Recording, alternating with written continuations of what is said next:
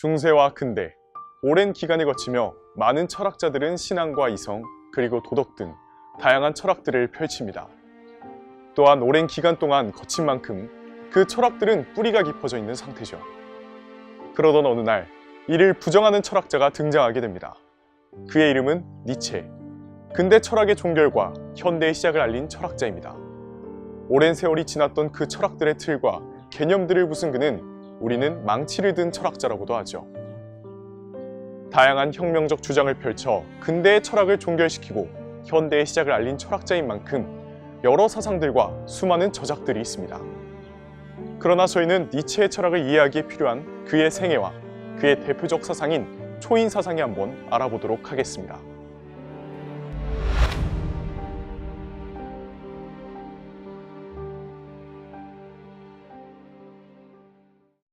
니체는 1844년 10월 15일 독일의 작센 쥬리첸 근교 레켄 마을에서 목사의 장남으로 태어났습니다.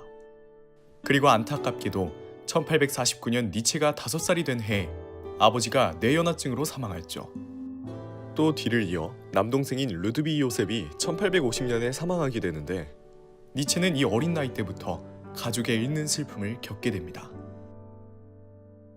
그는 선천적인 병마로 몸이 남들보다 좋지 않으며 앞서 말했듯 가족의 이름의 아픔을 가지고 있지만 니체는 어린 나이에도 불구하고 이런 것들을 내색하지 않으며 다른 학생 친구들과 잘 어울려 평범한 학창시절을 보냅니다.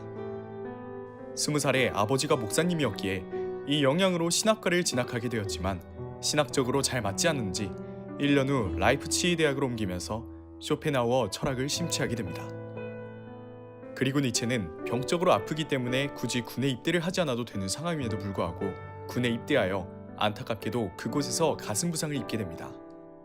이때가 꽃같은 청춘 23살입니다. 니체는 부상으로 인하여 어쩔 수 없이 다시 학업에 집중을 하게 되는데요. 어렸을 적부터 남다른 학업을 보여주어 그는 이른 나이에도 불구하고 바젤 대학교에서 교수 생활을 하게 됩니다. 니체는 25살에 논문을 쓰지 않았지만 본인의 저술들만으로 박사학위를 받습니다. 이에 그치지 않고 28살에 비극의 탄생을 쓰고 29살에서 32살 사이에는 반시대적 고찰을 쓰게 됩니다. 또한 34살에 니체는 특유의 경구가 가득한 인간적인, 너무나 인간적인을 출판하였죠. 가족들과의 이별을 보상을 받았다고 생각할 만큼 이때까지만 해도 그는 교수를 하며 행복한 나날을 보내고 있었지만 니체는 교수직을 얼마 하지도 못하고 35살에 건강이 악화되면서 교수직을 사임하게 됩니다. 니체는 어릴 적부터 복통을 겪으며 병이 잦았었는데 앞에 얘기했던 군 복무 중 말에 떨어졌던 사고 등이 겹치면서 더욱 악화되었다고 합니다. 니체는 몸이 아프다고 집에서 쉬지 않았습니다. 그는 아픈 몸을 이끌고 적응할 수 있는 곳을 찾아 유럽 각지를 돌아다니며 집필 생활에 몰두하였죠. 하지만 그는 45살에 이탈리아에서 졸도를 하게 됩니다. 저희가 생각하는 평범한 병원이 아닌 정신병원에서 입원을 하게 되는데 그는 입원을 하고 그의 마지막 10년을 여기서 보내게 됩니다. 정신 발작을 일으킨 후 완전히 정신상실자가 되었다가 끝내 56살, 많지도 않은 나이에 1900년 8월 25일 사망하게 됩니다.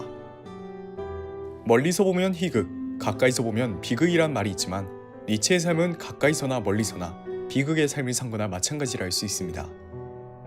이런 그의 삶을 보면 회의주의에 빠지거나 슬픈 삶을 살았으리라 느낄 수 있지만 니체는 초인 사상으로 이러한 삶을 헤쳐나갑니다.